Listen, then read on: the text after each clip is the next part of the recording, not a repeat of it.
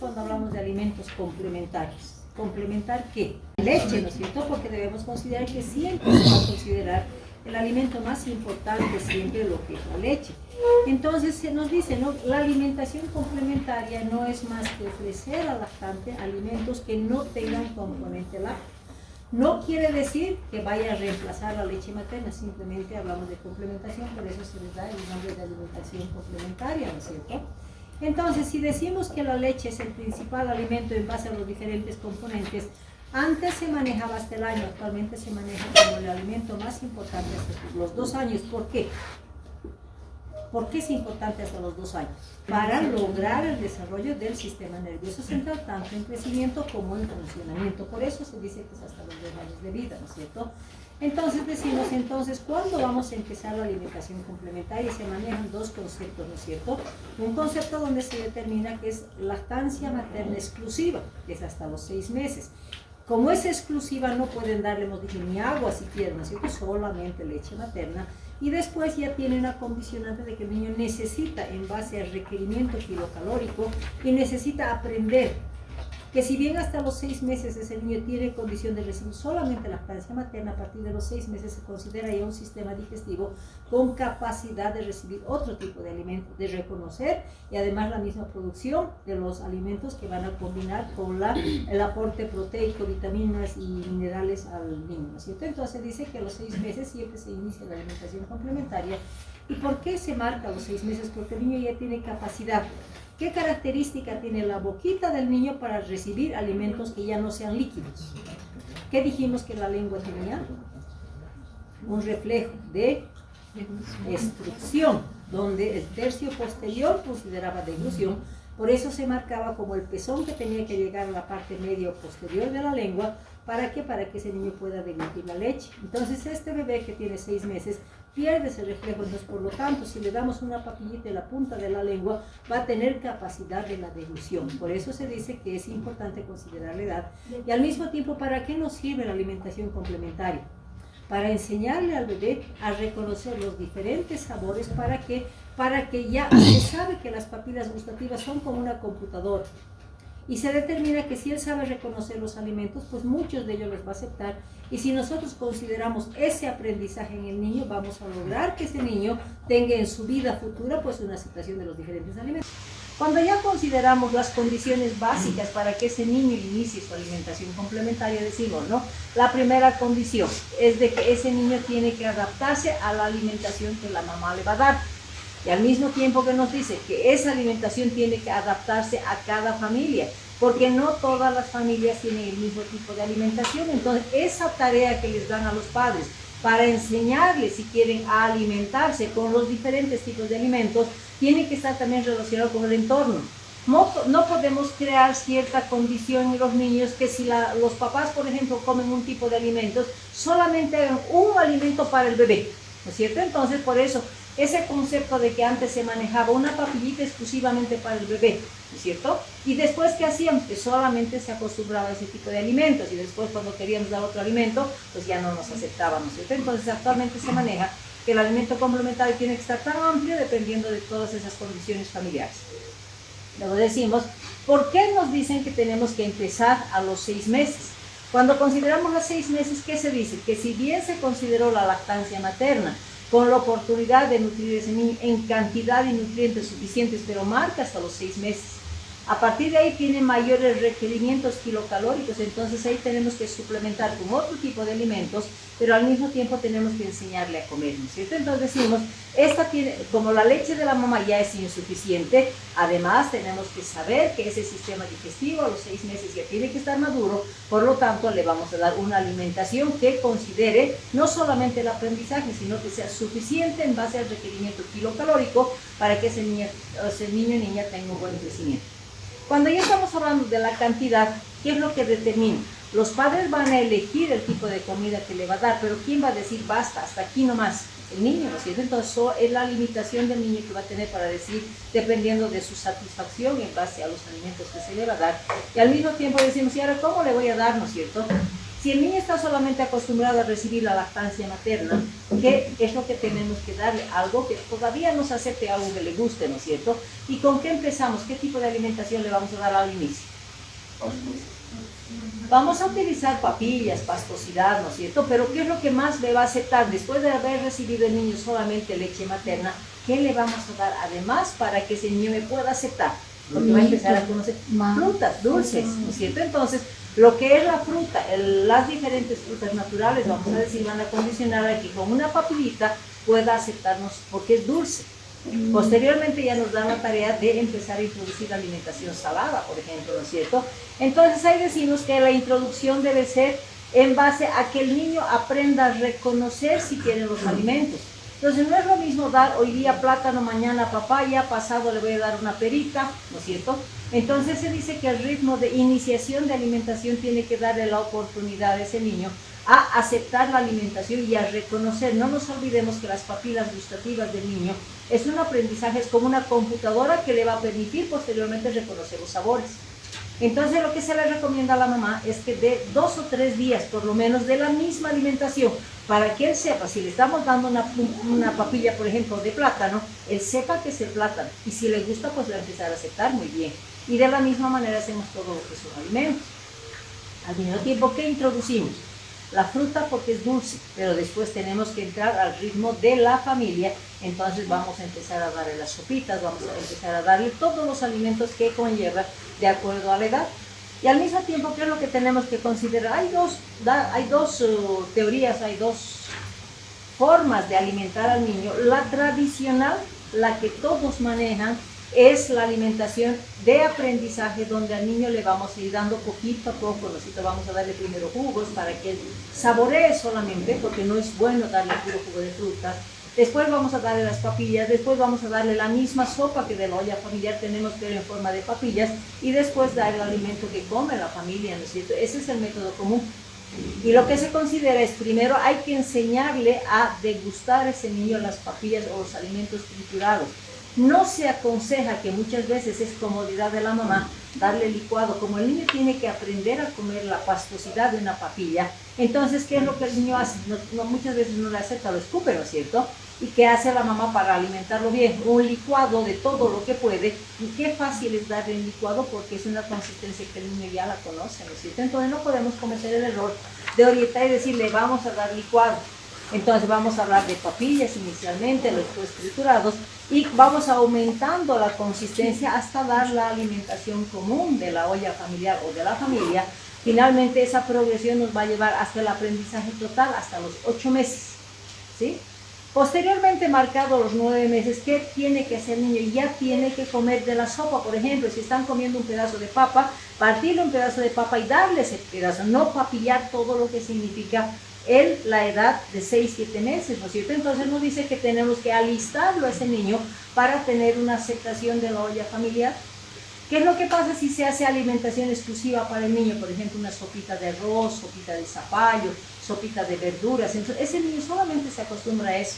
Y cuando, como hemos dicho, ¿a qué edad empieza a marcar su independencia y aceptar y decidir lo que él quiere ese niño? Al año. Entonces, tienen tiempo, imagínense, tienen tiempo desde los 6 meses hasta el año para enseñar a comer ese niño. Carnes, verduras, frutas y todo lo que corresponde. Entonces, ¿qué es lo que las mamás muchas veces hacen? Hacen, ¿no? Papillita y copita blanca para el bebé. ¿Qué pasa al año cuando ya tiene que incorporarse a la olla familiar? Cuando le den brócoli, le den zanahoria, le den todo lo que tiene que comer. ¿Va a comer? No va a aceptar porque no aprendió. Entonces la tarea es enseñarle en el método tradicional, si es que quieren, enseñarle hasta el añito para aceptar la alimentación familiar. Hay una modalidad de alimentación, vamos a decir, que impone la línea americana, que es el método de autorregulación del bebé, ¿no es cierto? Y lo llaman baby led weaning, donde dice, ¿no? El niño tiene que aceptar y aprender a comer lo que él quiere, pero a base de enseñanza del bebé. Entonces lo que se dice, ¿no? Si el niño, por ejemplo, va a considerar un proceso de alimentación, a los 6 meses ese niño, ¿qué condición tiene en el agarre de las manitos? ¿Agarra o no agarra los alimentos o los juguetes? todo, ya tiene un agarre voluntario.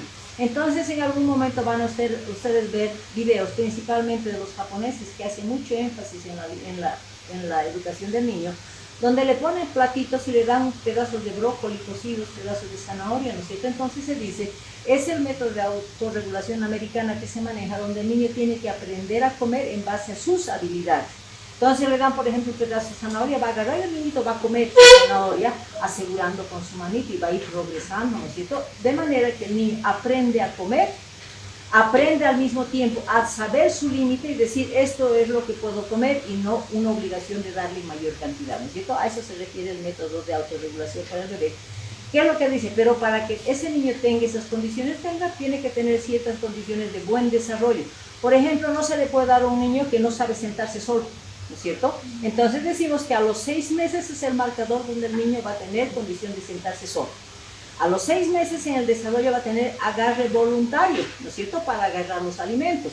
Y al mismo tiempo dice, si va a aprender a comer a través de su mano y la boca, muchas veces también van a ver videos donde el niño hace un desbarajuste con su comida. Ese es el método de autorregulación donde el niño está en etapa de aprendizaje. Y finalmente, ¿qué es lo que vamos a ver? Que siempre vamos a tener que ver que ese niño degluta y que haya perdido ese reflejo de succión. Por eso el marcador del inicio de la alimentación complementaria precisamente va a ser a los 6 meses. Cuando hablamos de las dos formas de alimentar a un niño, el método tradicional, si quieren, y el método de autorregulación por el bebé, entonces, ¿qué es lo que decimos? Si hablamos de papillas y licuados principalmente, hemos dicho no recomendar licuados, porque el licuado es comodidad de la mamá y es perjuicio para el niño porque él no va a saber reconocer los sabores de los alimentos. Entonces, ¿qué es lo que vamos a orientarle a la mamá? Decir, señora, va a empezar con papillas, ¿no es cierto? Si el niño acepta las cosas dulces y sabe que es comer, ¿qué es lo que se hace? Se siente y la mamá le da en la boquita, ¿no es cierto? Feliz. Entonces es un método sencillo que le va a llevar menos tiempo y al mismo tiempo considera a la mamá de que tiene que tener la cucharita del niño, el platito del niño, todo limpiecito para evitar contaminación. Entonces se considera un método menos sucio y todos van a aprender y todos los adultos van a aprender a dar comida a un niño, ¿no es cierto? Por lo tanto, es apta para todos. Pero ¿qué riesgo tenemos?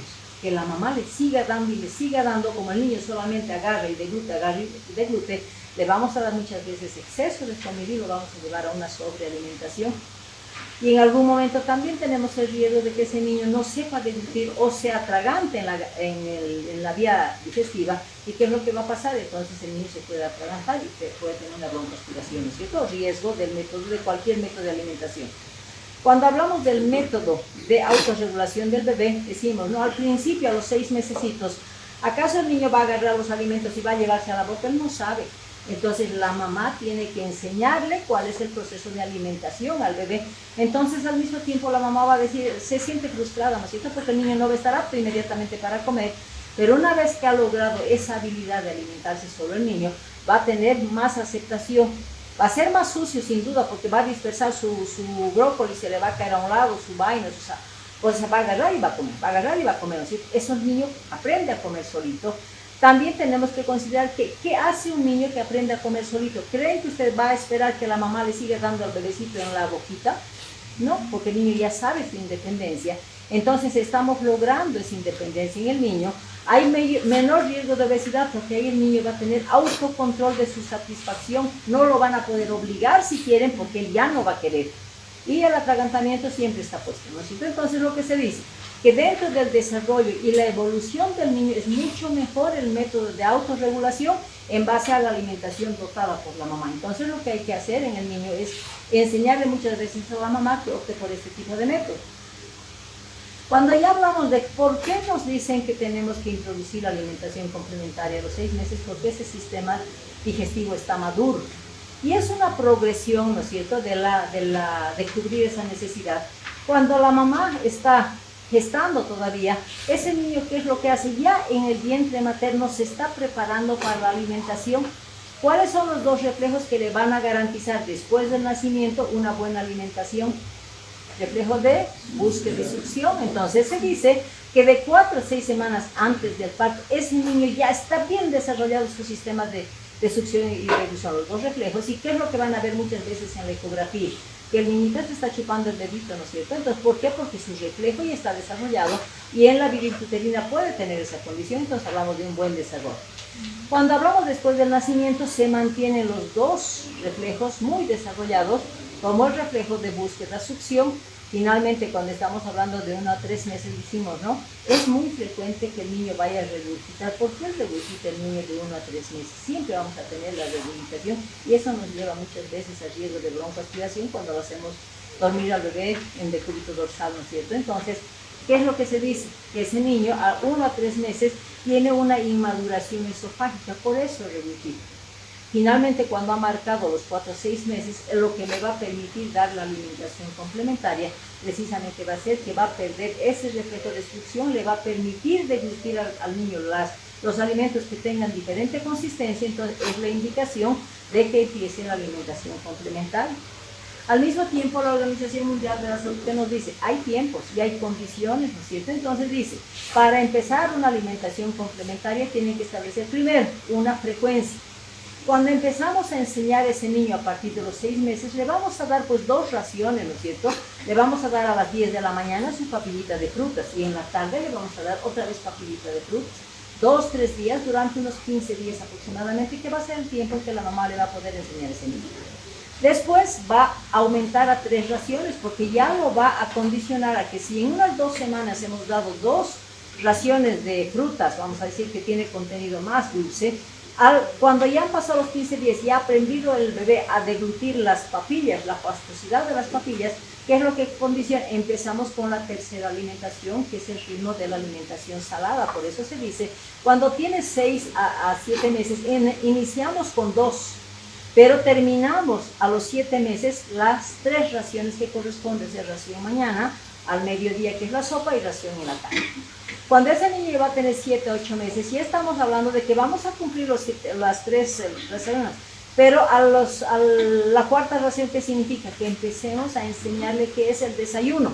Vamos a dar papillas o cereales ya en el desayuno, entonces marcamos ya hasta los 8 meses las 4 raciones. Finalmente, cuando ese niño tiene 9 a 12 meses, marcamos ya 5 raciones. Hablamos del desayuno, hablamos de la merienda de media mañana, hablamos del mediodía, hablamos de merienda tarde y hablamos de la cena, ¿no es cierto? Entonces, ¿qué nos está indicando? Que poco a poco a ese lactantito le estamos enseñando no solamente a alimentarse, sino también empezarlo a entrar un ritmo de alimentación que me garantice una buena nutrición. Y al mismo tiempo, aunque actualmente las familias, antes se manejaba, ¿no? La familia tenía hora de almuerzo, tenía hora de té, tenía hora de cena, ¿no es cierto? Actualmente ya no se da esa condición, pero sí tenemos que manejar las 5 raciones al día para lograr esa buena nutrición, ¿sí?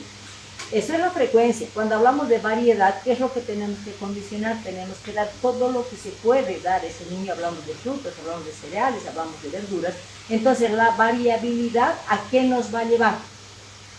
A que ese niño aprenda a reconocer, si quieren, sabores de todos los alimentos. Si no determinamos esa variedad en la enseñanza del niño, ¿qué vamos a tener en niños preescolares y escolares? Que ustedes han debido ver muchas veces, que yo no quiero zanahoria, yo no quiero tomate, yo no quiero lechuga, yo no quiero brócoli, ¿no es cierto? Entonces, ¿qué pasó? ¿En qué tiempo los papás tenían obligación, vamos a decir, de enseñarle a ese niño para que tenga la aceptación de la variedad de alimentos? De 6 meses a 1 año. Si no le enseñamos a degustar todos los alimentos y a reconocer los diferentes sabores hasta el año de edad, ese niño va a empezar a ser selectivo, porque el año ya marca su estado de yo quiero esto o yo no quiero esto, ¿no es cierto? Por eso hablamos cumplir ese requisito de la variabilidad. ¿Y cuál es el objetivo de cumplir estos 2 requisitos? Frecuencia y variedad. La alimentación complementaria está marcada por un objetivo. Primer objetivo, que el niño sepa reconocer todos los sabores de las frutas y alimentos, que sepa lo que es dulce, que sepa lo que es salado, que sepa lo que es amargo, ¿no es cierto? Entonces, ese es uno de los objetivos. Y al mismo tiempo, como él va a saber reconocer los alimentos, va a condicionar que durante toda su vida ya no me diga esto yo no quiero, porque ya lo acostumbré a comer de todo. En cambio, si solamente le voy a dar arrocito y pollito a ese niño, hasta el año lo voy a acostumbrar solamente a comer eso. Y cuando le voy a enseñar a comer las verduras, ya lo marqué a ese niño con la degustación y el reconocimiento de sabores. Y si no le enseñamos este año, pues no estamos cumpliendo este objetivo que nos dice cumplir con la alimentación complementaria. Al mismo tiempo, hay ciertas costumbres que existen en los núcleos familiares y que los médicos tienen que corregir un poquito en la orientación a los papás, ¿no es cierto? Entonces hablamos de las recomendaciones que nosotros tenemos que dar a los papás para que cumplan una alimentación complementaria adecuada. Estamos hablando primero, ¿qué es lo que dan? Juguito, ¿no es cierto? A ustedes también les debe gustar mucho el jugo de naranja, jugo de mandarina, jugo de piña, todo lo que significa extracto. ¿Qué significa ese extracto de frutas? Jugo de naranja, por ejemplo, ¿cuántas naranjas necesitan para hacer un vasito de jugo de naranja? Uno. Uno, imposible, una vez. ¿De 6 sabores? Vale. Uno. Normalmente estamos hablando de 2, 3 naranjas. Una. Bueno, depende de cada naranja, ¿no es cierto? Entonces, consideramos en general, si vamos a hacer un jugo de frutas, vamos a tener un concentrado, un jugo de manzana, necesito 3, 4 manzanas, ¿no es cierto? Entonces, ¿qué significa eso? Que los jugos significa alta concentración de azúcar. Por lo tanto, los jugos no son beneficio para los niños, ni siquiera para ustedes, porque es alta concentración de azúcar. Natural si es que quieren, pero es alta concentración de azúcar, ¿no es cierto? Entonces, ¿qué nos dice? Que si estamos dando un incremento de azúcar, ¿para qué lo estoy condicionando? ¿Camino a qué es ese niño? A que tenga un sobrepeso por el exceso de azúcar que le estamos dando, ¿no es cierto? Y al mismo tiempo, la recomendación es que los niños no consuman jugos, consuman frutas enteras, ¿no es cierto? O sea, cualquiera de las frutas que ustedes quieren, pero no vayan a jugos, por ese riesgo que tenemos de incremento de azúcar. Otra recomendación que hay que darles es que no podemos darle, cuando el azúcar es un poquito ácido, dijimos, no tiene que saber reconocer sabores dulces, salados, ácidos, ¿no es cierto? A veces el limón es muy ácido, ¿no es cierto? ¿Qué hacemos para cambiarles acidez? Azúcar, ¿no es cierto? Muchas veces algunas familias manejan el stevia o edulcorante, ¿no es cierto? El niño, por ejemplo, no se recomienda el uso del edulcorante y lo que se recomienda es que le demos, nuevamente les digo, la fruta para que él reconozca los diferentes sabores. Entonces, no añadamos azúcar, porque el exceso de azúcar, ¿qué significa? Nuevamente engorda. Y para el colmo tenemos ciertos alimentos que están incorporados, no solamente lo natural, sino le añaden miel, le añaden azúcar, ¿no es cierto? En muchos productos de los niños, entonces hay que recomendar eso. No, que se fijen siempre que lo que le están dando no vaya con aditamentos de azúcares. ¿Cuál es el alimento más frecuente que tiene exceso de azúcar? Los famosos cereales no tienen exceso de azúcar y les dan con su leche, ¿no es cierto? Entonces, por eso lo que se recomienda es que tengamos cereales integrales, pero sin ese añadido de azúcar, sin ese añadido de miel. Recomendación para los padres, porque tienen que ser esos alimentos libres de azúcares que van a ser añadidos. Cuando hablamos de otra recomendación decimos, no le daremos mucha sal. ¿Por qué no se recomienda dar alimentos salados a los niños? Estoy hablando de la alimentación complementaria desde los 6 meses hasta el año. Cuanto menos sal le demos mejor, porque el requerimiento es 1 gramo de sal al día que ese niño tiene que consumir, lo que más o menos condiciona 0,5 gramos de sodio. ¿Por qué? Porque ese niño desde los 6 meses del año tiene riñoncitos inmaduros. Y el hecho de darle alimentos con sal o exceso de sal lo estamos sobrecargando y ese riñoncito se puede dañar. Entonces, recomendación de azúcar y sal, pues hay que tener mucho cuidado en los lactantitos por el daño que le podemos ocasionar. Cuando consideramos, ¿cuándo vamos a determinar que ese niño va a recibir lo que necesite? Estamos hablando de satisfacer sus necesidades nutricionales, ¿no es cierto? Entonces, ahí hablamos del marco afectivo físico que va a tener ese niño. Entonces, ¿qué tenemos que estimular? Que si bien el niño va a aprender a comer, decimos, el niño tiene que saber autorregular lo que es hambre y lo que es saciedad. Pero ¿qué es lo común en nuestro medio y lo que tenemos que recomendar? Cuando la mamá dice, ay, no está comiendo bien, tengo que perseguirlo, tengo que hacerle juegos, tengo que darle estímulos positivos para que me coma. Te voy a dar un chocolate si me comes, te voy a dar este chicle si me comes, ¿no es cierto? Entonces, ¿qué es lo que se dice? Si el niño tiene que tener la condición de limitar lo que es hambre y lo que es la satisfacción de saciedad, entonces no podemos obligar a ese niño. No podemos presionar y peor premiar con otros alimentos que son más cargados en azúcar, vamos a decir, para premiarlo si hace la obediencia, vamos a decir, de que coma lo que el papá o la mamá le esté dando, ¿no es cierto? Entonces, estas dos condiciones, obligar, presionar, no es bueno, son estrategias que impiden que, a determinar que el niño diga, ya estoy saciado, por el premio va a comer en exceso. Por lo tanto, ¿a qué nos va a llegar? A que ese niño tenga condición muchas veces de sobrepeso y obesidad. Entonces, todo lo que es exceso también es de alto riesgo, ¿no es cierto? Entonces ahí nos dicen que las tres condiciones básicas que tiene que tener una alimentación complementaria tiene que ser equilibrada. ¿A qué se refiere que es equilibrada? Que tiene que tener los tres aportes nutricionales en diferentes proporciones. Entonces ahí consideramos las proteínas. Antes, por ejemplo, se manejaba y se decía, le daremos solamente 15% de proteínas. Ahora aumenta las proteínas. ¿Por qué? Porque se ha determinado que las funciones de las proteínas son pues muy buenas para ese organismo para lograr desarrollar y crecer adecuadamente. Entonces se dice que hay que darle 20% de proteína en la ración del platito. Solamente hay que darle un 30% de hidratos de carbono, pero hay que cargarlo con vitaminas y productos naturales que son verduras y frutas, y estamos hablando del 50%. Entonces, a esta combinación, si quieren, de alimentos, vamos a llamarla la alimentación equilibrada. Variada, obviamente, que cumpla la variación de todos los alimentos, no darle todos los días pescados, no darle todos los días pollo, ¿no es cierto? Variedad de proteínas, variedad de carbohidratos y variedad de verduras y frutas. Y las verduras el 50%, hemos dicho, ¿no es cierto? Y tiene que ser suficiente ¿en base a qué? ¿Por qué determinamos que la condición para que logre un buen crecimiento y desarrollo de ese niño tiene que ser una alimentación suficiente? En base a cumplir los requerimientos kilocalóricos. Por lo tanto, si estamos hablando de un lactantito que solamente recibe lactancia materna, o en su caso en algún momento puede ser fórmulas, él tiene que cubrir su necesidad de 110 a 120 kilocalorías, lo que con la leche materna o la fórmula seguramente vamos a llegar. Cuando ya determinamos la alimentación complementaria, que es a partir de los 6 meses, tenemos que cubrir 100 kilocalorías y después cuando va creciendo va a ser menos, 80 kilocalorías. Entonces, ¿qué es lo que nos dice? Que si la leche va a ser en su momento el aporte nutricional, también tenemos que garantizar el valor kilocalórico con los alimentos, hablamos de cantidad. Y cuando hablamos de número de cucharitas, entonces me dice, si tengo que cubrir esas kilocalorías, yo no voy a hacer cálculo, pues cuánto de arroz está comiendo, cuánto de carne, etcétera, ¿no es cierto? Entonces, si bien se le indica a la mamá una orientación de una combinación de alimentos, se supone que las proteínas, ¿cuánto valor kilocalórico tienen? ¿Cuánto vale un gramo de proteínas? 4 kilocalorías. Si hablamos de los carbohidratos, 4. Y si hablamos de los lípidos, 9. Y si hablamos de las vitaminas, no hay. Son estímulos para considerar fuente energética, ¿no es cierto? Entonces, lo que decimos es que como no voy a poder calcular cuánto de hidrato de carbono o cuánto de proteínas recibe, entonces se le dice a la mamá que tiene que tener esa variabilidad de alimentos en proporciones, pero al mismo tiempo el número de cucharas que el niño tiene que recibir es el número de cucharas en base a la edad. Por ejemplo, si es un niño que tiene 6 meses, tiene obligación de recibir 6 cucharitas. Se supone que con esa cantidad vamos a cubrir ese requerimiento kilocalórico.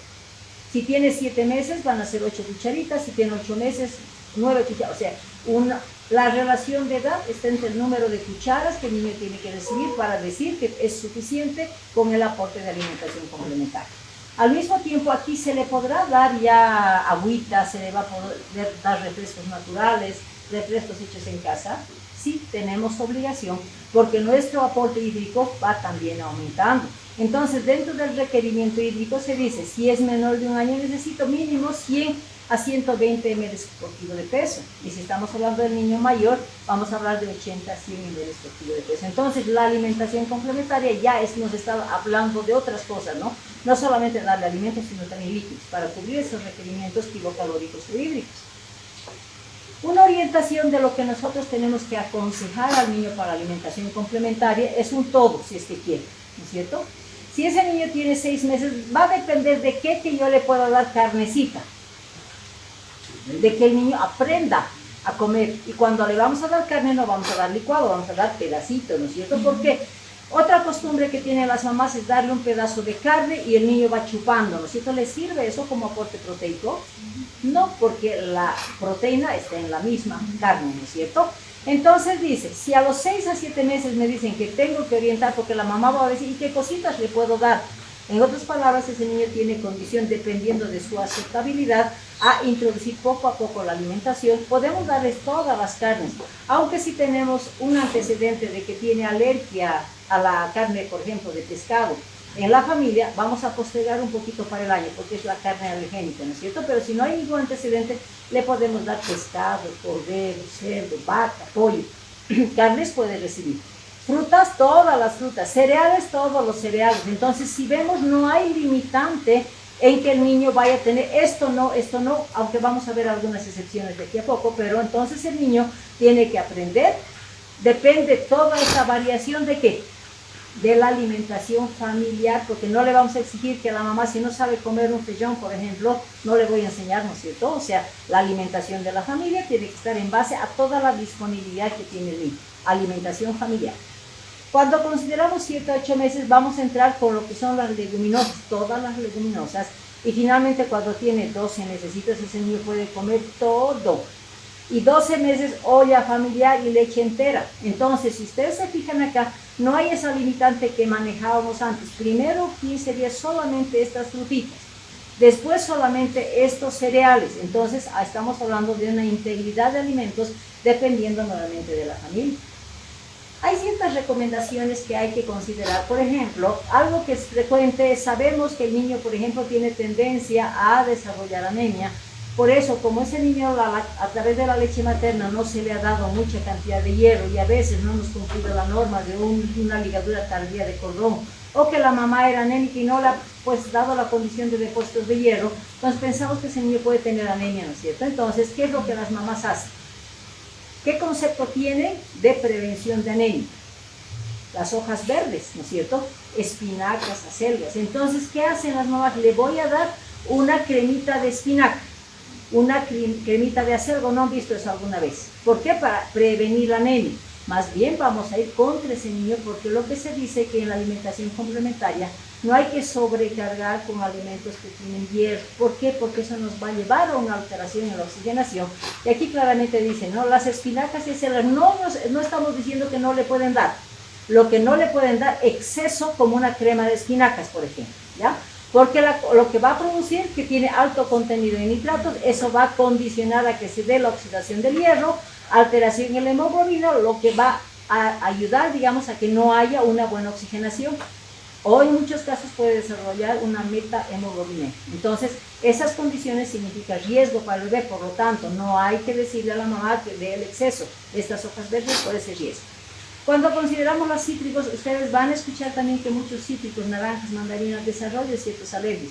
Pero esa alergia no es condicionada a todos los niños, depende del historial familiar que en algún momento van a considerar ese riesgo. Porque los cítricos en algún momento pueden desarrollar alergias. Y cuando hablamos, ya me han dicho que le dé fruta cocida, ¿no es cierto? Qué fácil es agarrar una lata de durazno y le demos trocitos de durazno al niño. Tampoco se está contraindicado, vamos a darle cosas naturales. ¿Por qué? Porque la lata de durazno tiene demasiada condición química para su conservación, por lo tanto no se recomienda. Otra fruta que desarrolla en un momento alergias puede ser el kiwi, la piña y el mango. Entonces, hacemos un testeo, si el niño desarrolla algún factor de riesgo, o como vómitos o diarrea o un rash alérgico, de hecho vamos a saber que está desarrollando alergia, y eso no vamos a decir que tiene por toda su vida esa alergia, postergamos hasta el año de edad, que al año de edad ese niño tiene condición de recibir todos los alimentos. ¿Qué recomendaciones tenemos que darles que están contraindicadas en la alimentación complementaria? El atún es un pescado, ¿no es cierto? Pero ¿qué pasa? Se considera que el atún tiene una carga elevada de mercurio, entonces no puedo darle a ese niño, incluso me dicen hasta los 3 años. No puede darle conservas por la alta concentración de sal y conservantes que tienen. No puede recibir embutidos. Muchas veces yo he visto a bebitos chiquititos con picados de salchicha viene o picados de salchicha. Tampoco exceso de sal, ¿no es cierto? Y cuando estamos hablando de los zumos envasados, ¿por qué no darle un jugo natural en vez de darle los envasados de jugos que tenemos? ¿Por qué no se recomiendan los jugos envasados? El exceso de azúcar que tiene es alto. Entonces nuevamente estamos incurriendo en ese aporte excesivo de azúcar. Y ahí decimos, ¿no? La alimentación complementaria debe ser balanceada, equilibrada y suficiente, dicen. Entonces, ¿por qué nos recomiendan que tenemos variabilidad? Porque cada uno de los alimentos en el niño va a cumplir ciertas funciones. Y estamos hablando de funciones de proteínas, vitaminas, carbohidratos y los lípidos. ¿Cuáles son las funciones de las proteínas? Solamente serán generadores de tejido, es una de las funciones principales, ¿no es cierto? Pero las proteínas influyen en todo. ¿no es cierto? Entonces ahí estamos hablando de las 8 funciones básicas que van a tener las proteínas y decimos, ¿no? ¿Dónde se encuentran las proteínas? Primero, en todo lo que es carne, ¿no es cierto? Productos de animales, huevo, todos los derivados lácteos, ¿no es cierto? Entonces todo eso me va a condicionar a que tengamos un buen aporte de proteínas. Si decimos que la proteína es tan buena, porque vamos a ver dentro de las funciones, que realmente es excelente, ¿por qué no le damos exceso de proteínas? Y algo que no sé si ustedes me van a corroborar, pero cuando un niño tiene 6, 7 años, ¿qué característica tiene fisiológica? Va a empezar a perder el apetito. Va a tener las condiciones de selección de alimentos. Entonces, ¿qué es lo que les gusta a esos niños? Les gusta el pollito a la broster, el pollito frito, les gusta las hamburguesas, ¿no es cierto? Ese tipo de alimentación les gusta al escolar. Y por su característica fisiológica, que son los más delgaditos, que parece que estuvieran flaquitos, la mamá se preocupa, ¿verdad? Y cuando van a comer a algún restaurante, ¿qué es lo que la mamá les dice al niño? Como sabe que la carne lo va a ayudar en el crecimiento, como sabe que la carne es buena para ese niño, hijito, come solamente el pollito, no importa, deja el arroz y deja todo. ¿No he escuchado alguna vez eso? Entonces, ¿qué es lo que pasa? Como la mamá sabe que la proteína es buena, entonces le selecciona un poquito y lo sobrecarga con proteínas. Entonces, hemos hablado de una alimentación balanceada, donde el menor aporte son las proteínas. ¿Por qué será considerado, si tiene tan buenos beneficios, por qué se considera poco aporte para dar una alimentación equilibrada? ¿Por qué le damos un 20% nada más de ese alimento? Si la proteína es tan buena. ¿Por qué creen ustedes? Cierto acidosis. Porque se considera que para metabolizar la proteína necesita mucha energía, ¿no es cierto? Se dice que para metabolizar 1 gramo de proteína necesito 6 gramos de hidratos de carbono, lo que se relaciona en kilocalorías. Para 1 gramo de proteína, para metabolizar necesito 24 kilocalorías. Si ese niño está con una alimentación que va a preferir solamente la carne y no va a comer los carbohidratos como papa, arroz, etc., entonces ¿a qué lo estamos llevando a ese niño? ¿A qué empieza a entrar en un autoconsumo, ¿no es cierto? Que esa energía saque de su tejido de reserva, vamos a decir, tejido graso, entonces estamos condicionando a que ese niño adelgace más porque está utilizando sus propias energías para ese exceso de proteínas que le estamos dando. Por eso hablamos de una alimentación balanceada, por esa necesidad kilocalórica para el metabolismo de las proteínas. Entonces, ¿qué es lo que condicionamos? Si la proteína es buena porque tiene 8 funciones, es decir, su primera función es, bueno, el factor muscular, formación de músculo, es desarrollo hormonal y al mismo tiempo ayudar a que en base a aminoácidos se desarrollen otras funciones, ¿no es cierto? Ese es lo básico que manejamos como proteína. Y dentro de las 8 funciones decimos, la primera función es la función de reserva. ¿Por qué? Porque si el niño va a ingerir sus proteínas, se van a convertir en aminoácidos, va a tener el niño portador de un almacenamiento de aminoácidos. ¿Y para qué me sirven esos aminoácidos? Para el crecimiento y si de algún momento algún sistema está fallando, para su reestructuración o reparación. Entonces, es un regenerador de tejido, en otras palabras. Cuando consideramos función estructural, ¿qué es lo que dice? Va a intervenir en el recambio de crecimiento y nuevamente restaurar la estructura biológica. Cuando hablamos de la función de la homeostasis, ¿qué es lo que considera? Va a regular el medio interno y el medio externo. Y cuando hablamos de regularización, principalmente del pH y del agua del organismo. Cuando consideramos la función de transporte, va a ser el responsable de introducir o sacar de la célula lo que va a necesitar. Entonces hablamos de llevar y traer sustancias necesarias hacia el interior de la célula.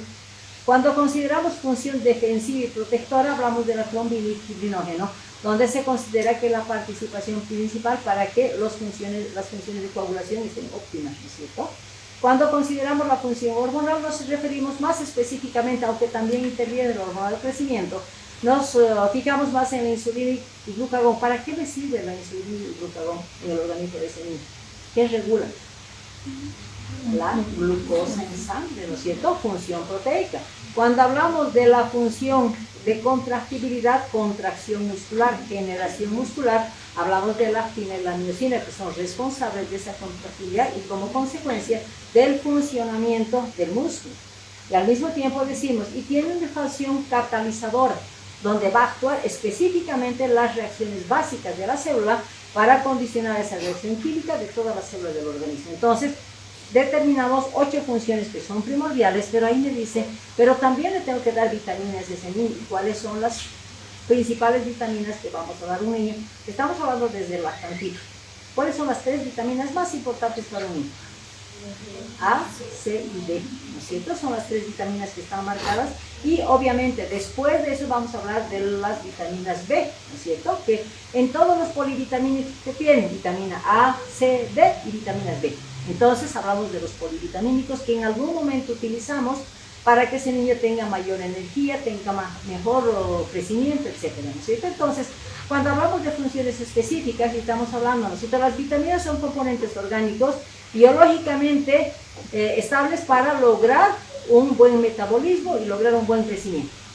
Cuando hablamos de la vitamina A, ¿qué tipo de vitamina es la vitamina A? Es el retinol que se lo llama, ¿no es cierto? ¿Qué tipo de vitamina? ¿Es lipo o hidrosoluble? Es liposoluble. Es liposoluble. ¿Y qué te condiciona esa liposolubilidad en el organismo? Facilidad de entrar en la célula. ¿Ya? Pero antes de la facilidad de ingresar a la célula, es un tejido, es una vitamina que es regeneradora, ¿no es cierto? Pero principalmente lo que condiciona la vitamina A por su liposolubilidad es que va a actuar con condición de depósito. Las liposolubles se depositan y actúan de a poquito, de acuerdo a la necesidad.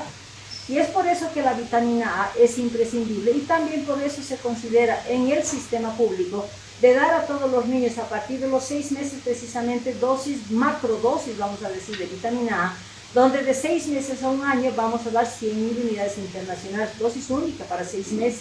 ¿Para qué? Como es liposoluble, para que eso se deposite y en su organismo vaya utilizándose durante el periodo de los 6 meses que necesita, ¿sí?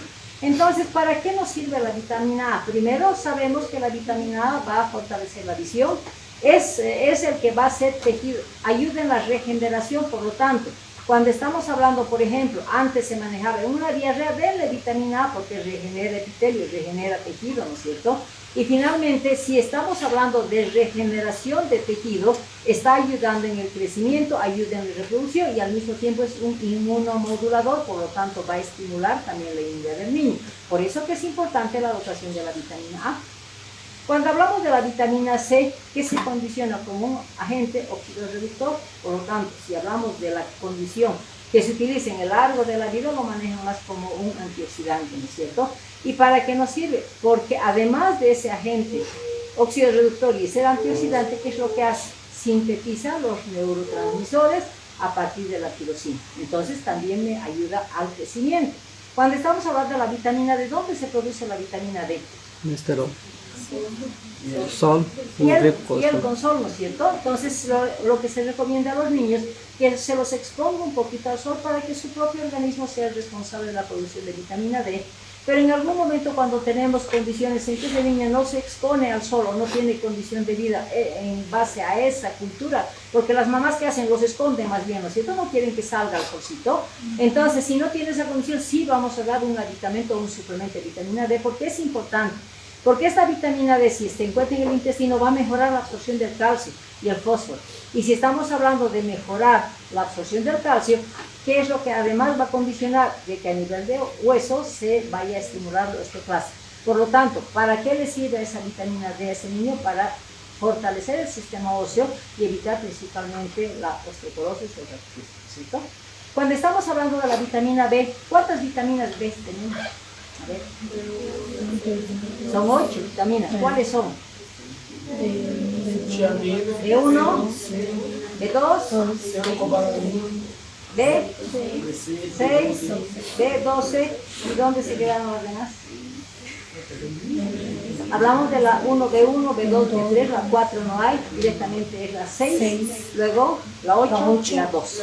¿Cierto? Entonces, el contexto de vitaminas, ¿para qué me significa? Energía celular. Al mismo tiempo me dice que este efecto de energía celular, por eso lo que se recomienda con la vitamina D es que puede comer, por ejemplo, su dosis antes del almuerzo. ¿En qué momento se recomienda los polivitamínicos que están con componentes de vitamina D en los niños?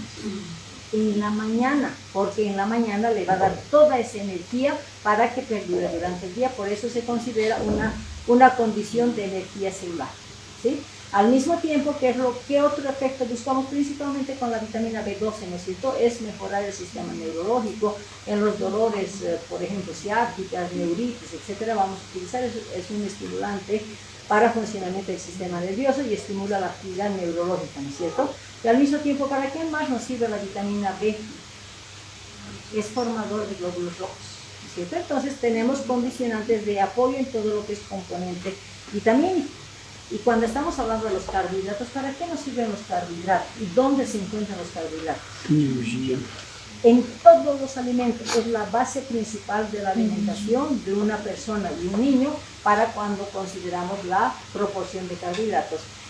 ¿Qué consideramos con los carbohidratos? Primero son moléculas de azúcar, ¿no es cierto? ¿Y dónde se encuentran? En todo. En alimentos, en cereales, en frutas, etcétera, ¿no es cierto? Entonces, porque son en base a los azúcares que vayamos a encontrar. Y cuando consideramos para qué nos sirve ese alimento, para descomponerse en el organismo en azúcar, en glucosa. ¿Y esa glucosa qué significa? Es la fuente de energía que ese niño va a tener, ¿no es cierto? Y en algún momento esa energía va a servir para todo el organismo. Pero esa energía puede ser que en el día ese niño necesite para cumplir sus necesidades metabólicas. Pero en algún momento ese azúcar puede ser en exceso. ¿Y qué va a pasar con ese exceso? ¿Lo va a eliminar? No, ¿O lo va a depositar? Lo va a depositar para que en caso que no tenga una buena fuente energética en otro día, pueda utilizar, estamos hablando de las reservas, ¿no es cierto? Y al mismo tiempo, si estamos hablando de funciones principales de los carbohidratos, decimos, la principal función es la producción de energía. Si no se utiliza esa fuente, se va a depositar, por lo tanto vamos a considerar como almacenamiento de energía. Es constructor de macromoléculas y al mismo tiempo ayuda en la conservación de proteínas y ayuda en el metabolismo de los lípidos. Entonces también tenemos que considerar las 5 funciones que le vamos a determinar. Y cuando estamos hablando de la diversidad de hidratos de carbono, vamos a hablar de los azúcares, vamos a hablar de los almidones y de la fibra. Todos son carbohidratos, ¿no es cierto? La diferencia es que los azúcares van a estar en las frutas, van a estar en las verduras, algo disponible inmediatamente. Entonces se dice que los azúcares son los carbohidratos simples, que se encuentran ¿dónde? En las frutas, en las verduras, en la leche, y al mismo tiempo en todo lo que es procesado, que tiene una degustación de azúcar. Hablamos de los dulces, postres y gaseosas. Todo esto significa disponibilidad inmediata o en su caso el almacenamiento. Cuando hablamos de los almidones, ¿qué son los almidones? ¿Se convierten también en azúcares o no? ¿O son azúcares los almidones? Sí, son carbohidratos complejos que se los llama porque solamente van a ser conjunción o unión de muchos azúcares para conformar los almidones, ¿no es cierto? ¿Y esto qué condiciona? A que hay una necesidad importante de los almidones. ¿Para qué? Para usarlos nuevamente como energía, ¿no es cierto? ¿Y quiénes son los almidones? Es el pan, las galletas, las masas, todo lo que significa hidratos de carbono, ¿no es cierto? En base al almidón. Cuando hablamos de fibra también se los considera como carbohidratos complejos, pero lamentablemente el organismo no tiene condición de procesar ni de convertirla a la fibra en azúcar, ¿no es cierto? ¿Y para qué nos sirve la fibra? Que no va a ser descompuesta en el organismo. Para mejorar el sistema digestivo y para mantener la sensación de saciedad cuando son fibras que se tienen en exceso en algunos alimentos. Entonces hablamos de saciedad y hablamos que se encuentra en todo, ¿no es cierto? En verduras, frutas, ¿no? Cuando hablamos de los lípidos, ¿para qué nos sirven los lípidos? Energía, protección, termorregulación, decimos, ¿no es cierto? Por lo tanto, la traducción de la reserva energética siempre va a estar en base a los triglicéridos. Y cuando hablamos de los triglicéridos, es la forma de almacenamiento que tiene el organismo en base a la energía. Triglicéridos igual a energía. Cuando hablamos de la función estructural, estamos hablando de los fosfolípidos y del colesterol, que van a ser los responsables de ayudar en la formación de la membrana plasmática, ¿no es cierto? Cuando estamos hablando de las funciones endocrinas, estos van a tener acción sobre los esteroides para formar hormonas y tener mensajes en el organismo, o sea, proporcionar mensajes en el organismo. Y finalmente la termorregulación, que es la principal función, ¿no es cierto? Que es proteger al niño del frío. Por ejemplo, un niño gordito va a sentir menos frío y un niño más delgadito va a tener más frío ante un ambiente más de menor temperatura, ¿no es cierto? Y ahí le dice que hay dos tipos. El que se encuentra en el tejido adiposo blanco va a actuar como aislante. Y el que se encuentra en el tejido adiposo marrón va a actuar como una bomba de calor. Entonces son las dos diferencias que vamos a manejar en los niños, ¿no? Si todo eso tenemos que condicionar, ¿para qué nos sirve la alimentación complementaria? El conocimiento de la composición va a ser para que nosotros raciocinemos y digamos lo importante que es la alimentación complementaria, primero, ¿cierto? ¿Y para qué más nos sirve la alimentación complementaria?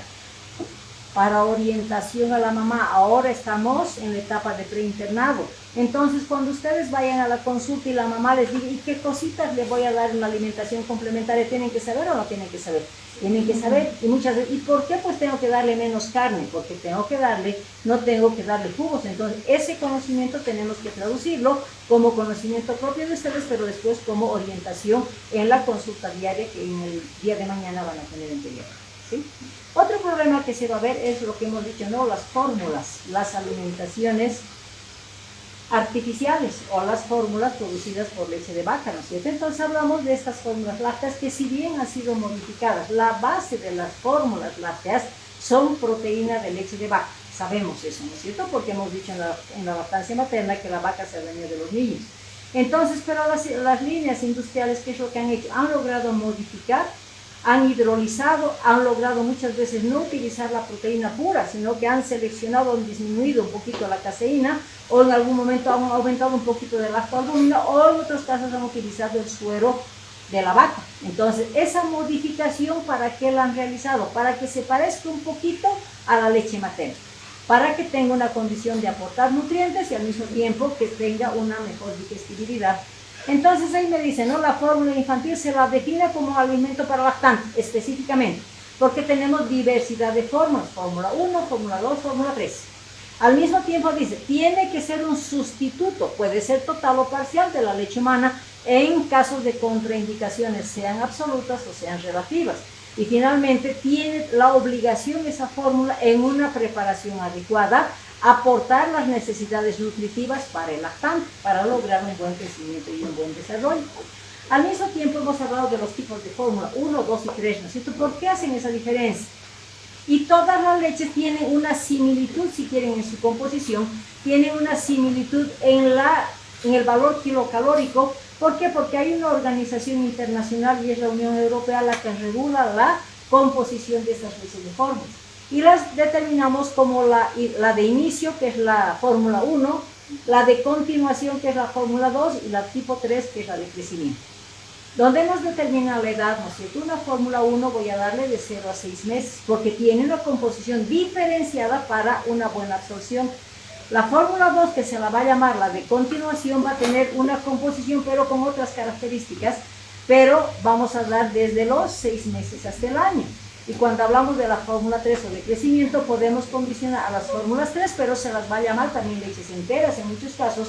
Por lo tanto, el niño va a poder utilizar o una leche propia de la vaca, como tenemos las leches líquidas, o las leches que son de uso común, o directamente las fórmulas que las manejan como fórmula 3. Ambas, la 1 y la 2, están reguladas por las normas europeas y la 3 no tiene esa regulación. Cuando estamos hablando de qué composición tiene, o sea, ¿cuál es la principal? Hablamos de la proteína, carbohidratos y lo que aditamentan, ¿no? Las fórmulas para parecerse un poco a la leche materna. Entonces, si hablamos de la composición básica de la leche de fórmula, es proteína de la leche de vaca. ¿Cuál es la principal composición en la proteína? Es la caseína, ¿no es cierto? Se dice que tiene un 70% de caseína, lo que en algún momento va a hacer que no tenga una buena digestibilidad. Pero en algunos casos le añaden una lactoalbúmina para mejorar la condición de adaptación y aceptación de ese niño, para que eso tenga beneficios en la absorción y los nutrientes. Pero debemos recordar, todas las fórmulas o son proteínas hidrolizadas o son proteínas de suero de la leche de vaca, para mejorar y condicionar a un buen aporte proteico.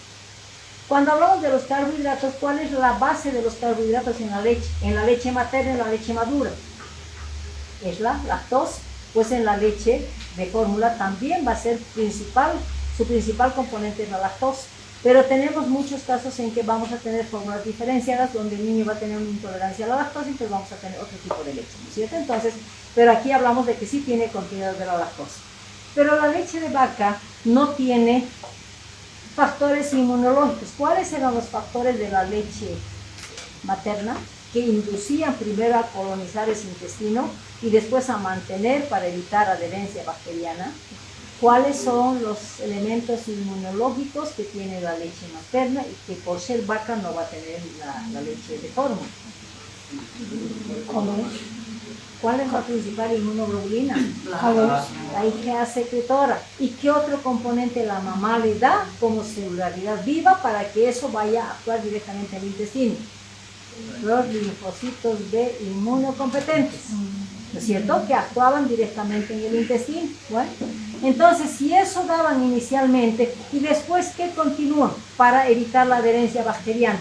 Cuando ya ese niño tenía más de 6 meses. El lactobacilo bífido evitaba la adherencia de las bacterias, ¿no es cierto? Entonces, esa condición era un componente humano propio. Entonces, como la leche de fórmula no tiene ese tipo de componentes, las líneas industriales, ¿qué hacen? Vamos a colonizar ese intestino porque el niño nace con un intestino estéril, ¿no es cierto? Entonces empiezan a colonizar y le añaden los prebióticos y los probióticos. Los probióticos tenemos el Reuteri generalmente que le ponen, y los prebióticos, el GOS y el FOS que se llaman, que le añaden ¿para qué? Para que ese niño tenga opción a tener una protección inmunológica en su sistema digestivo. Al mismo tiempo dice, vamos a ponerles grasas, ¿no es cierto? Pero esas grasas, ¿qué tipo de grasas tiene la leche materna?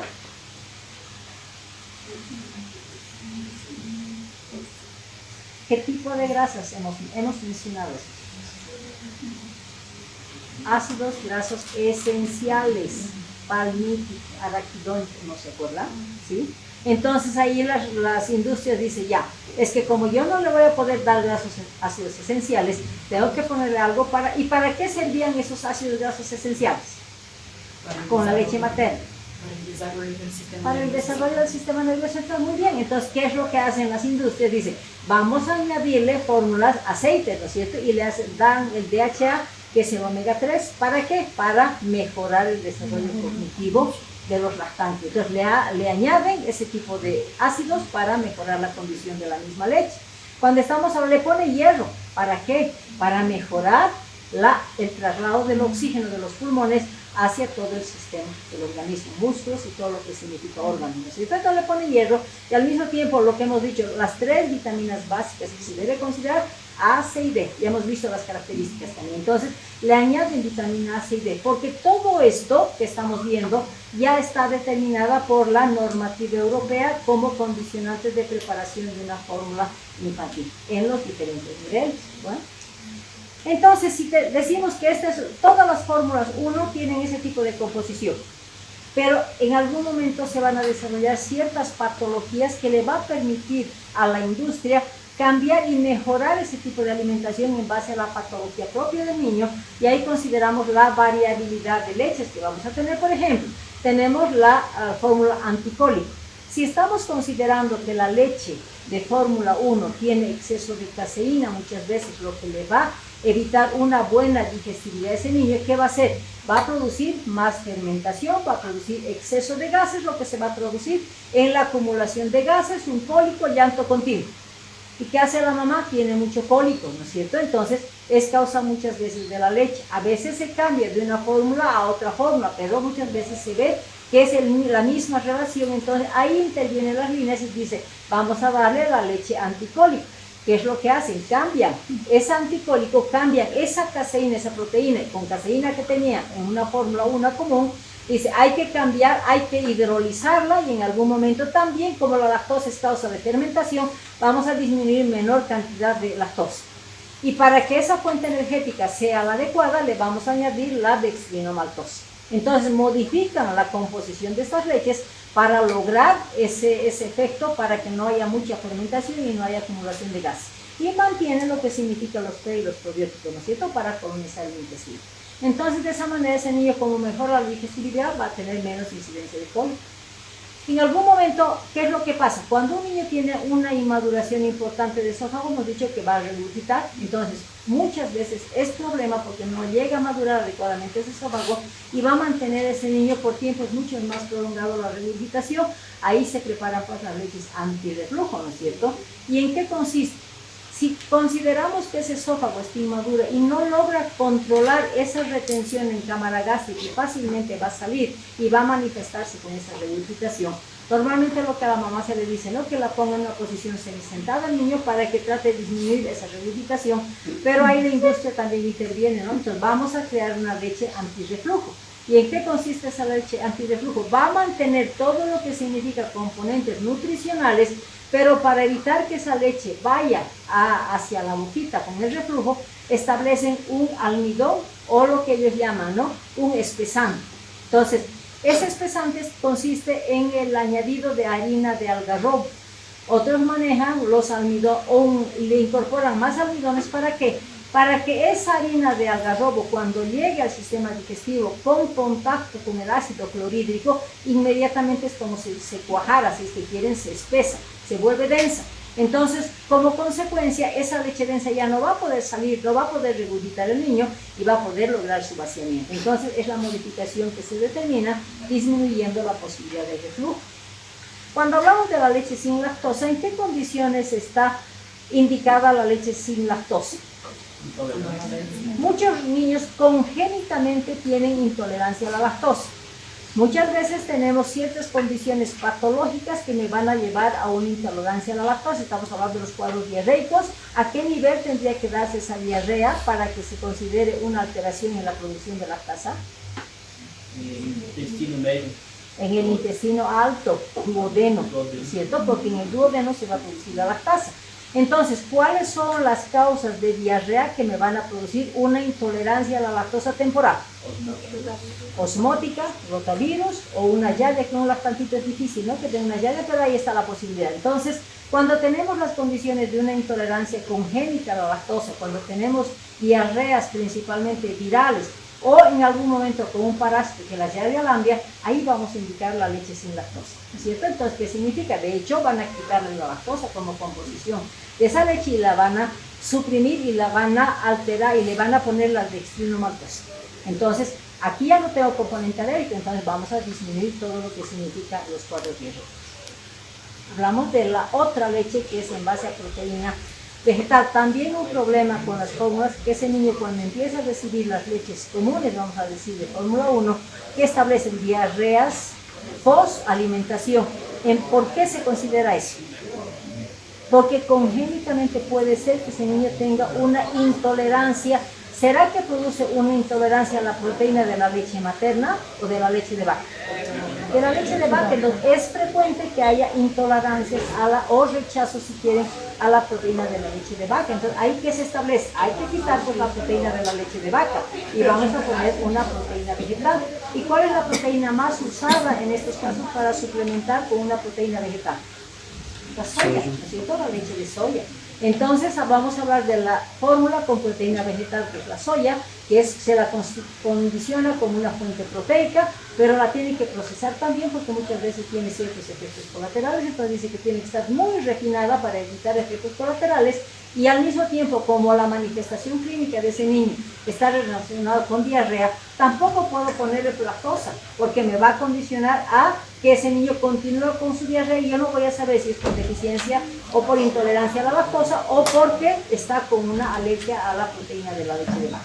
Entonces, esa leche que es vegetal, con proteína vegetal no tiene ni lactosa y solamente tiene proteína de soya. De esa manera controlan el cuadro diarreico y ese niño tiene una buena tolerancia con la provisión de la proteína que se necesita como componente básico de su alimentación.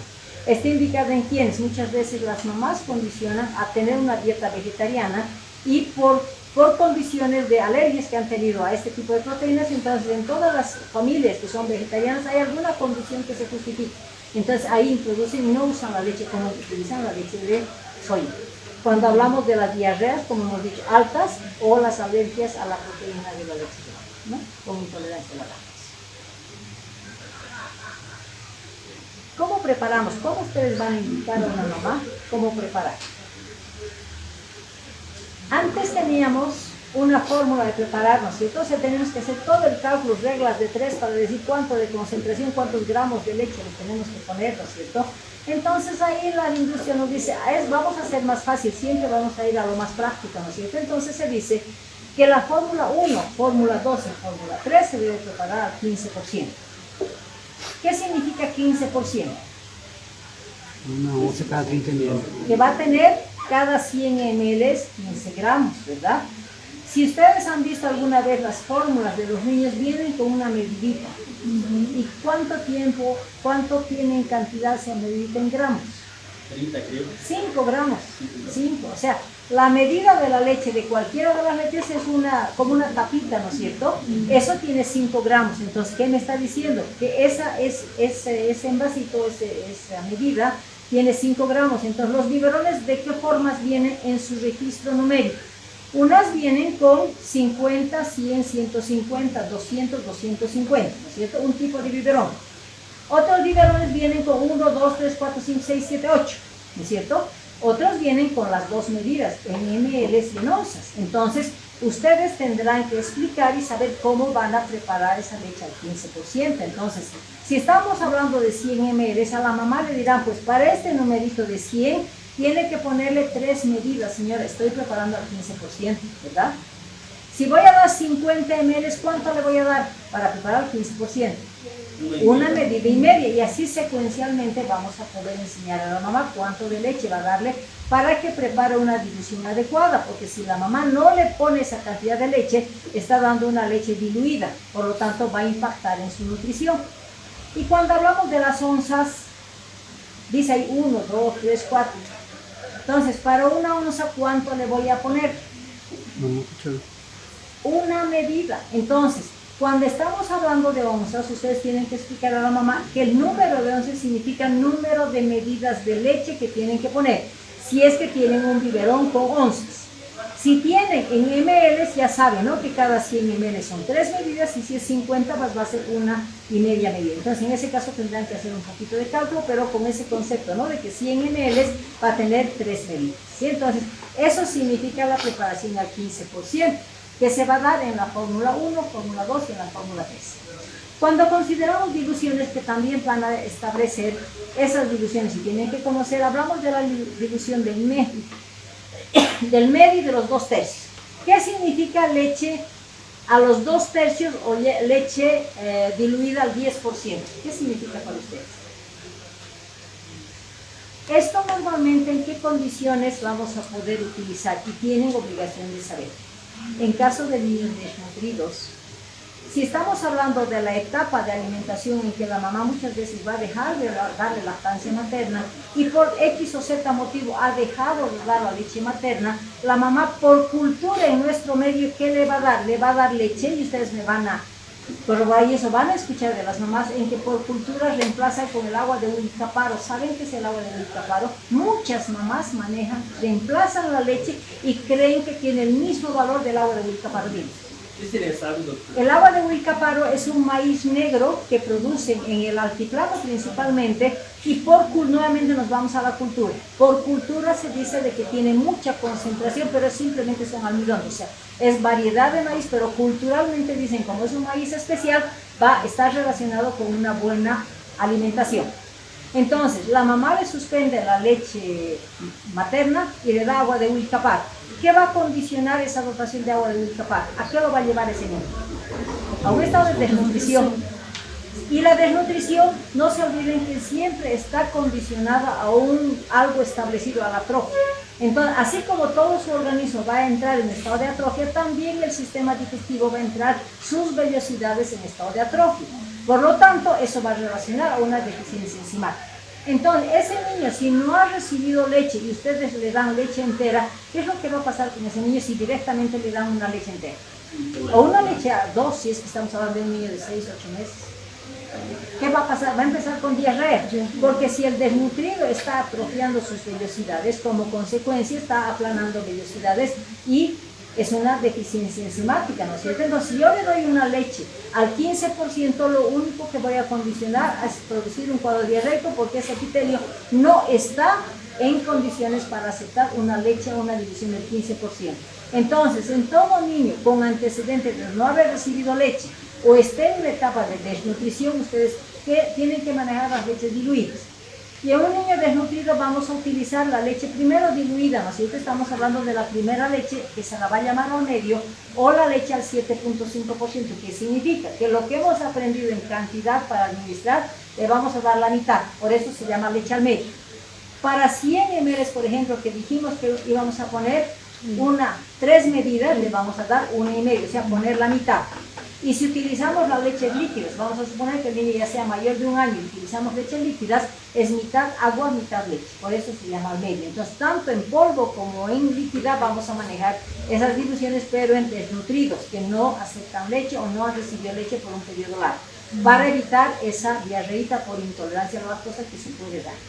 Unos 15 días de haber dado la leche en ese desnutrido y no ha presentado diarrea, ¿qué vamos a hacer? Incrementar la concentración y ahí vamos a incrementar con la leche al 10%, que significa que le vamos a dar en leche líquida 2 partes de leche y 1 de agua, ¿no es cierto? Y hacemos el mismo cálculo proporcional con la leche de fórmula. Entonces, es importante que conozcamos en qué consiste la leche al medio y en qué consiste la leche al 10% y saber la preparación correspondiente para incrementar en caso de desnutrición. Entonces, en niños eutróficos y con alimentación normal vamos a utilizar las 3 fórmulas. Pero en caso de desnutrición, primero utilizamos 7.5, 10% para después incorporar la leche al 15%. Entonces, solamente en esas condiciones vamos a manejar las divisiones de la leche. Después, el resto de niños todos al 15%. ¿Sí? Bueno, chicos, hemos terminado la clase.